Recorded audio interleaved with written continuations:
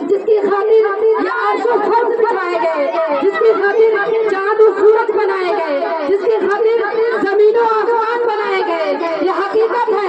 اگر ہمارے پیارے مصطفیٰ صلی اللہ تعالی علیہ وسلم اس دنیا میں جلوہ گر نہ ہوتے تو کچھ بھی نہ ہوتا، نہ عرش ہوتا، نہ فرش ہوتا، نہ زمین ہوتا، نہ آسمان ہوتا، نہ چاند ہوتا، نہ سورج ہوتا۔ کسی شاعر نے کیا خوب کہا ہے کہ مٹتے ہیں مٹ جائیں گے ادا تیرے، نہ مٹا ہے نہ مٹے گا کبھی چرچا تیرا۔ اور اعلیٰ حضرت فرماتے ہیں کہ پیش حق مصدع شفاعت کا سناتے جائیں گے، پیش حق مصدع شفاعت کا سناتے جائیں گے، آپ روتے جائیں گے ہم کو ہنساتے جائیں گے، اور حشر تک ڈالیں گے کہ حشر تک ڈالیں گے ہم پیدائش مولا کی دھن، مثل فارش نجد کے قلعے گراتے جائیں گے، مثل فارش نجد کے قلعے گراتے جائیں گے۔ حضرات گرامی، ہمارے پیارے مصطفیٰ صلی اللہ تعالی علیہ وسلم کے بہت سے معجزات ہیں، ان میں سے چند معجزات میں آپ کے سامنے پیش کرنا چاہوں گا۔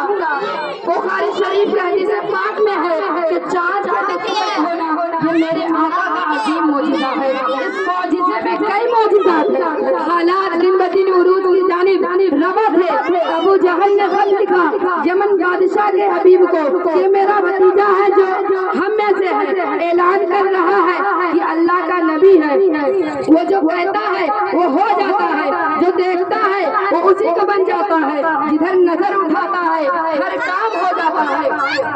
حاضرین محفل، جدھر نظر اٹھاتا ہے ہر کام ہو جاتا ہے، تو آ کر ہمارا فیصلہ کر۔ حبیب یمنی جب یمن سے چلتا ہے تو عرب میں آتا ہے، یعنی مکہ مکرمہ میں۔ ابو جہل کے پاس پہنچا تو کہا کیا معاملہ ہے؟ کہا وہ جو کہتا ہے وہ ہو جاتا ہے، جو اس کو دیکھتا ہے وہ اسی کا بن جاتا ہے۔ نعرہ تکبیر، نعرہ تکبیر، نعرہ تکبیر، نعرہ رسالت، سرکار کیا میں مرحبا، سرکار کیا میں سرکار کیا میں مدنی کیا میں مدنی کیا میں یاسین کیا میں یاسین کیا میں مزمل کیا میں مزمل کیا میں کثیر کیا میں کثیر کیا میں کثیر کیا میں نعرہ تکبیر، نعرہ رسالت۔ حبیب یمنی کہتا ہے مجھے اس کے اداس لے چل۔ جب آقا کی دہلیز میں آیا تو آقا نے نگاہ نبوت سے دیکھا اور اس کو اپنا کر لیا۔ حاضرین محفل، حبیب کہتا ہے اگر آپ اللہ کے نبی ہیں تو میرے دو سوال ہیں، ان کے جواب دے دے، جواب دے دے۔ ابو جہل نے کہا یہ جادوگر ہے، حبیب یمنی نے کہا اگر یہ جادوگر ہے تو اس کا جادو زمین پر تو چل سکتا ہے لیکن آسمان پر نہیں چل سکتا۔ اگر یہ میرے سوالوں کے جواب دے دے تو میں کلمہ پڑھ لوں گا۔ میرے آقا نے کہا تیرے کون سے دو سوال ہیں؟ کہا پہلے ایک پھر دوسرا بتاؤں گا، جو آسمان میں چاند ہے اس کے دو ٹکڑے کر دے میں کلمہ پڑھ لوں گا۔